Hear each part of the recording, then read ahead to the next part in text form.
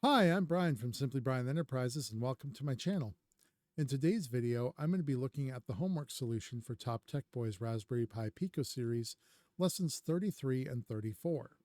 In these lessons, we're taking HSV value, converting them to RGB, and then displaying them on the Pico's RGB LED. So to start off, let's take a look at the HSV color wheel. So here's the diagram that Paul used, that we start with 0 degrees, which is full red. And then as we increase our angle, we go counterclockwise. The first stop is magenta at 60 degrees. Then we get to full blue at 120, cyan at 180, all the way back to 240 as we cycle around, full green. Then we get to yellow and back to red. So we kind of make this full circle of our red, green, and blue color values rising and falling as we go around the circle. And just as Paul did, I made a little graph here. So I do apologize. I took these notes on a dark piece of paper using the black pen. So it's a little hard to read and the camera doesn't always focus, but just bear with me for a minute. So if I'm at 0 degrees, I have an RGB value of 255.00. So red is 255 all on, green and blue are off. Then when I get to 60 degrees for magenta, I have a red value of 128, green 0, and a blue value of 128. Then as I go to 120, I get to no red, no green, full blue, and so on and so forth. Then I drew a graph, granted a sloppy graph, similar to what Paul did, where I start with red at full bright, and then as I approach 60, red comes down. As I approach 60, blue goes up, and we cross over, and we end up with about 128. So basically half brightness, red and blue. And of course, we have segments of the color wheel, like let's say from 120 to 240, where red is completely off. So that the value is going to be 0 from 120 to 240. And as I was looking at this graph, I realized I don't remember Paul's lesson because it's been a few months and I haven't watched it in a while, but I don't think his graph looked like mine. I think his is different. And so I rewatched that lesson and confirmed, in fact, instead of using 128, Paul is using 255. So he's asserting that when we come around here, the magenta mark, 60 degrees, this is actually full red, full blue, and we don't drop off red until we get into this segment. And so I thought, okay, well, that's interesting. So obviously one of us is wrong.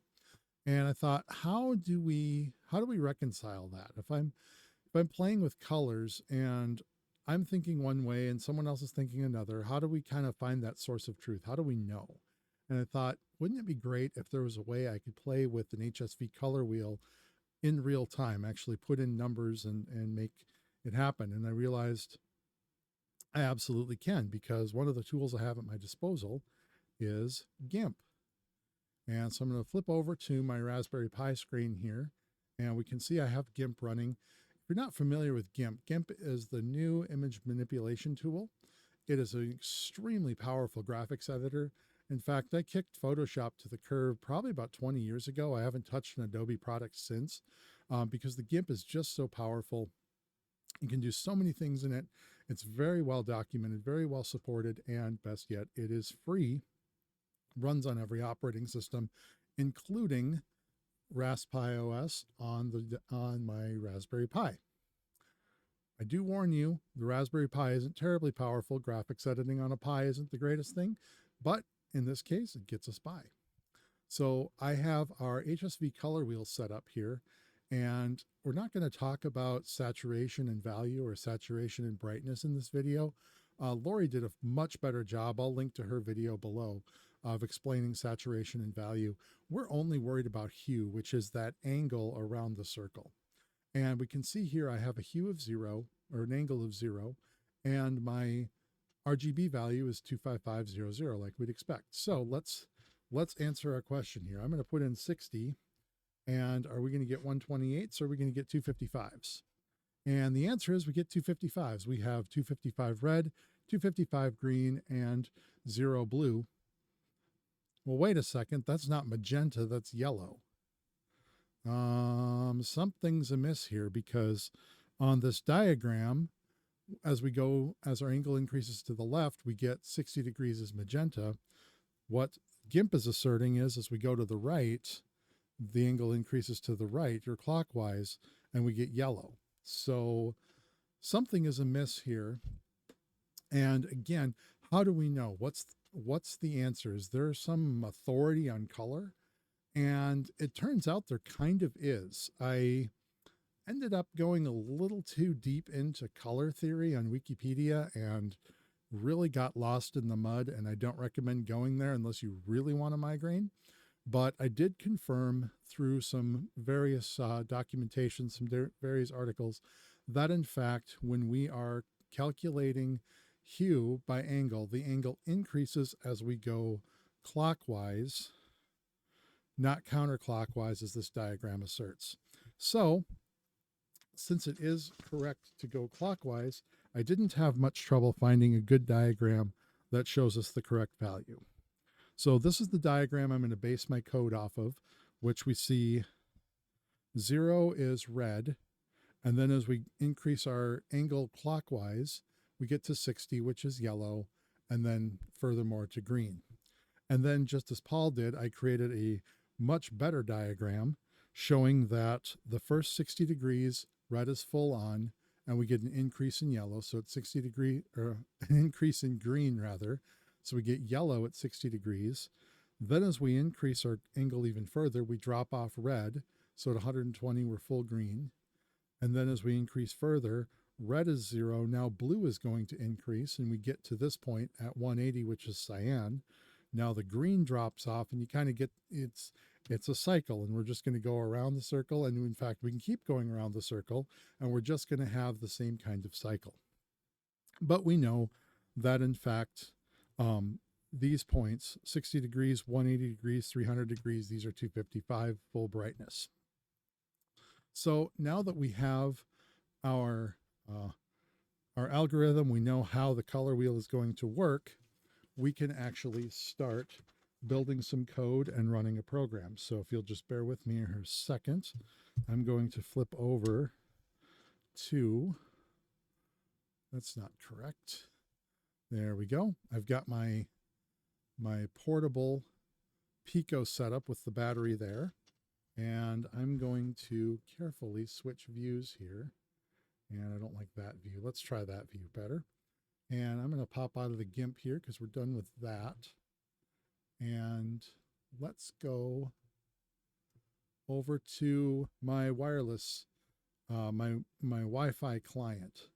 So I'm running an updated version of the Wi-Fi server on the Pico, and now I'm going to start with the client. So I'm going to do this is the Geek Pi, so I'm going to send it to the Geek Pi, and let's just pick an angle. Let's do a hue of 70 and see what we get. And obviously the camera is going to mess this up, but that is in fact yellow, or approximately yellow, with a little green tint to it. So let's try. I'm going to look here. Let's do 180. Let's try. Should get something like cyan. And I can see it in person. You can see a little blue on camera. The green's a little hard to pick out, but it is in fact a nice blue-green cyan. So let's try now a hue of 300, and a little tough to see again, but you can hopefully see the reflection there a little bit is in fact a nice bold magenta. So color-wise, we've got exactly what we expected. Now, of course, we want to have more fun than that. We don't want to just send it a value. So what if we want to do a cycle through the colors? So let's do that. I'm going to type in a command called hue cycle. And which direction do we want to go? Do we want to go clockwise or counterclockwise? So do we want to go from red to yellow? Do we want to go from red to magenta? And the answer is, let's try both. So we're going to start with the clockwise. And I've got a delay in milliseconds. So how long is it going to take? Because it's basically just going to go through 1 degree at a time. Let's get this back here.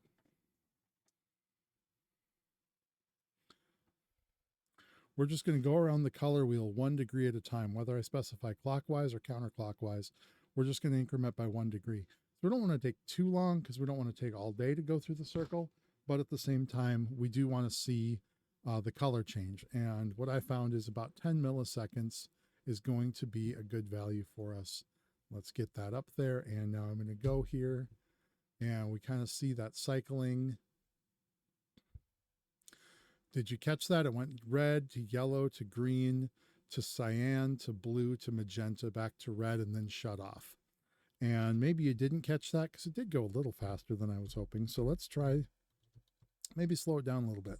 Let's go counterclockwise and let's do 25 milliseconds this time. That'll be a little slower, take a little more time. So here we go, red, and you can see we're sliding to magenta, to blue, to cyan, to green, to yellow, to red, and off.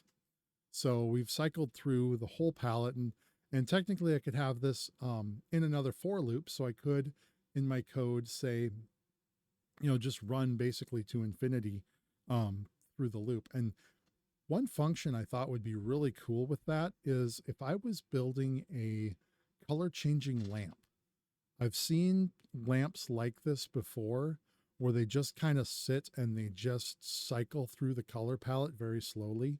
And so if I use something like maybe 1,000 milliseconds, so a full second between each degree, that would take about 6 minutes to cycle through the whole color spectrum. I think that could be a fun effect. I'm not going to do that on camera. You don't have 6 minutes to watch that, but just kind of one of those thoughts I had of how we can do this. So with that in mind, let's take a look at the code and see how we did this. So in this lesson, I decided to break out and start making my own library called Simply Functions.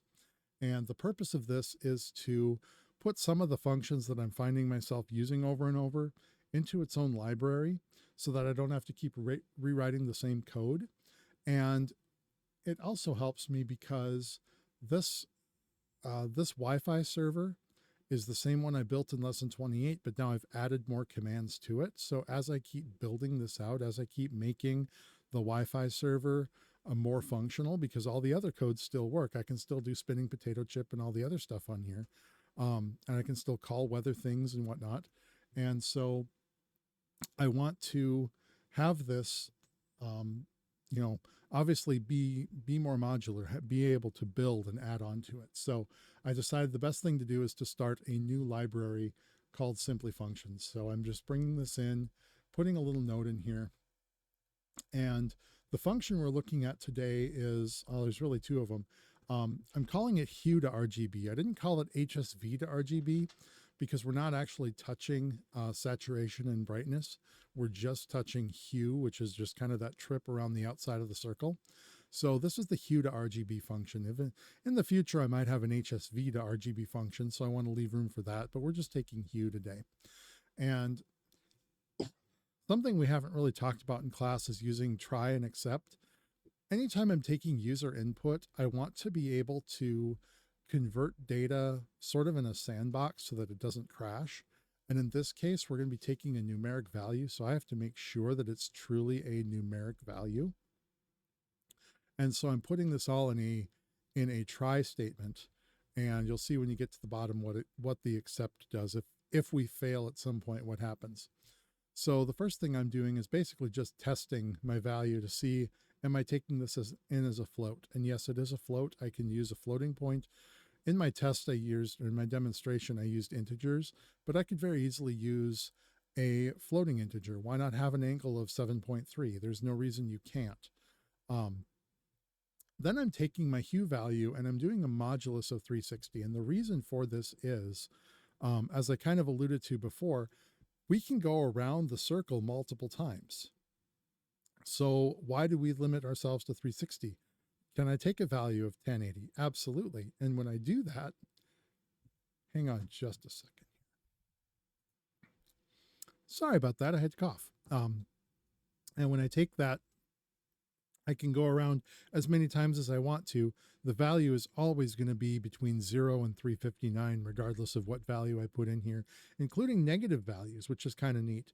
If I put in a negative 60 to travel counterclockwise around the circle, it's going to translate that to 300, which is correct. So that's kind of neat. So then I'm coming in here and now I'm just doing 6 if statements, and it's those 60-degree increments. So the first one is from 0 to 60, calculating my red is 100%, calculating my green, and my slope for my green is very straightforward. So I'm just using 255 because I'm doing a scale. The Y scale is 0 to 255.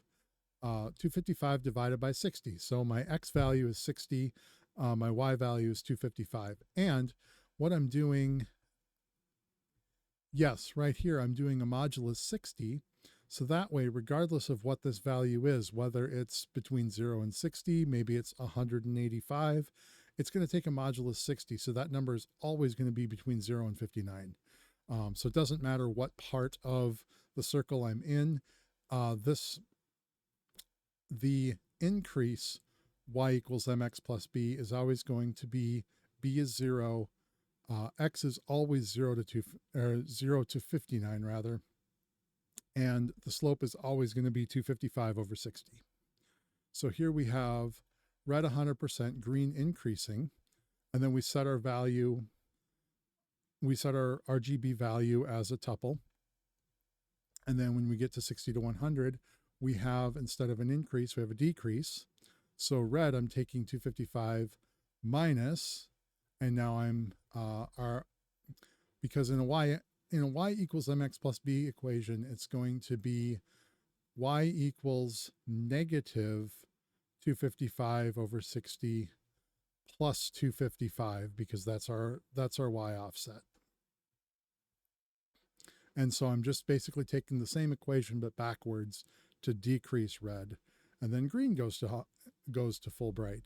And again, we write out the RGB value as a tuple, and we just do this over and over and over 6 times each segment. One color is going to increase, or one color is probably going to be full bright, and the other color is going to either increase or decrease depending on where we are in the cycle. And we come all the way around the circle, and we get down here, and we return RGB val as a tuple. So when this function is called, we pass it a single float value, and we return a tuple of R, G, and B. If we fail anywhere in there, because that whole thing is a try expression, we're just going to set the value to 0, return zeros, and exit. So if we pass it something just completely bogus, rather than crashing the program, we're just going to shut off the LED. Then we come to our next function, which is going to take that RGB value and actually do something with it. And I've created a function to convert RGB to duty cycle. Now, if you remember from previous lessons, RGB is a linear scale. Duty cycle is an exponential scale. So if I send it a value of 128, well, let me back up a little bit. So duty cycle is between 0 and 65,535. So that's a pretty, wide scale. If I send it a value of 128, on a linear scale, that would mean a duty cycle of about 32,000 something. But what we find is that that is actually brighter than half bright when the Pico outputs that. So we need to adjust it on an exponential scale. And what we get is, when we pass it a value of 128, we get something that's a little closer to 20,000 or so. And we find that the brightness increases a lot faster on the lower end of the scale than the higher end of the scale. So we do some math to account for that. So I'm bringing in my RGB tuple, and we're setting everything at 0. And then we're going to enter a try statement again, because we want to evaluate things, make sure that these are actual floating values or integer values, but we're going to float them as we do some math on them. So first of all, we're just going to take a percentage. So value divided by 255 times 100 gives us a percentage value. Then we're going to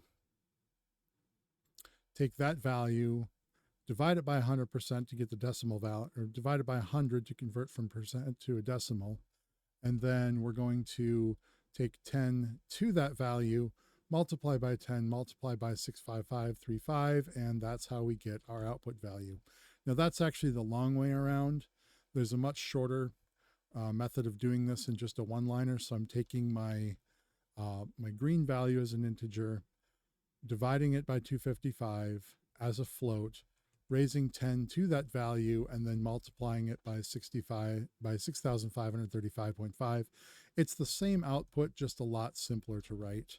And this is one of the reasons I wanted to do a function, because I've found myself writing this equation over and over and over. And I thought, you know what? I actually found one of my lessons where I mistyped and put a bug in it that I didn't catch right away. And so I thought I'd rather get this right once and then just call the function. So then after we've gone through the red, green, and blue values, set them on the exponential scale, we're going to write it to DC val. And then of course, again, if we get some bogus data, instead of crashing the program, we're just going to send zeros out and we're going to return that as our value. So those are the functions. That doesn't tell us how we call them, but those are the functions. So let's look at the program now that actually ties them together. And I'm not going to go through this whole program because we've seen some of it before and you kind of understand how it works. And I'm going to go down to just the sections that are new. Here's my spinning potato chip code. And here we go. So the first command I'm taking is hue. And I'm splitting out, grabbing what's in parentheses. So when I send it, here, let's go back. When I send it hue of 300 in parentheses, it's going to strip out within the parentheses to get the value out. Then it's again going to go into a try because we want to make sure that it is in fact a numeric value. And then we're going to run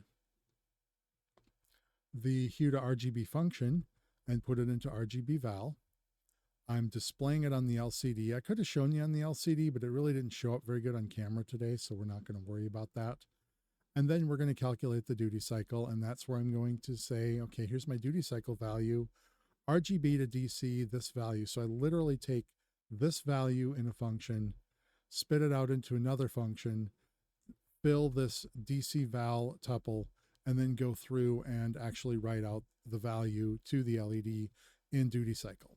So you can see there's very little code because I did all the heavy lifting in my little library. There's very little code to actually implement this. It's just grab the value from the user, spit it into the hue function, spit it into the RGB function or the duty cycle function, and then write it out to duty cycle. And then if we send it something, we can turn it off. This is something I didn't actually show. Let me show this real quick here. I do know this video is getting long, but there's a lot to cover. So let's turn this on here. Like that. So there we've got kind of that yellowish. And if I want to turn it off, I can't just send it as 0 because 0 is red. So I have it just saying, if I send it anything, so let's just send it the text of off, it'll actually set it to 0 and then the LED turns off. So that was partially error checking, partially because I needed a reason to turn I needed a method in which to turn the LED off when I was done playing with my colors. Then when I have my hue cycle, you can probably kind of guess I'm doing sort of the same thing. I'm pulling this out, what's between the parentheses, pull it out, except that I do in fact have a tuple in here.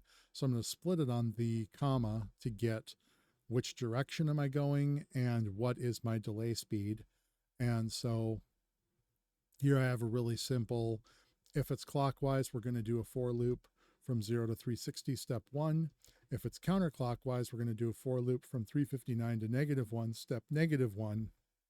And again, really simple. We're just calling my hue to RGB with that angle, pumping it into RGB to DC to get the duty cycle, and then displaying the duty cycle, and then delaying for that amount of time. So pretty straightforward. And this is why, again, I wanted to build a library, because as I build onto this Wi-Fi server project, I want to be able to do more with less code to keep it clean. And then again, if I send something into the cycle function that's not actually a numeric value, we're going to shut it off and write to the display that we're off. So I do realize that got to be kind of long, but I wanted to show some of the stuff that we're doing here when it comes to hue, RGB, LEDs, duty cycle. There's a lot to this.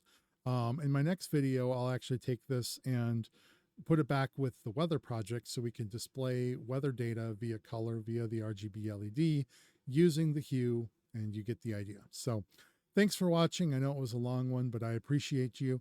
Please hit like and subscribe below, leave a comment, and I will see you next time. For Simply Brian Enterprises, this is Brian. Thank you for watching.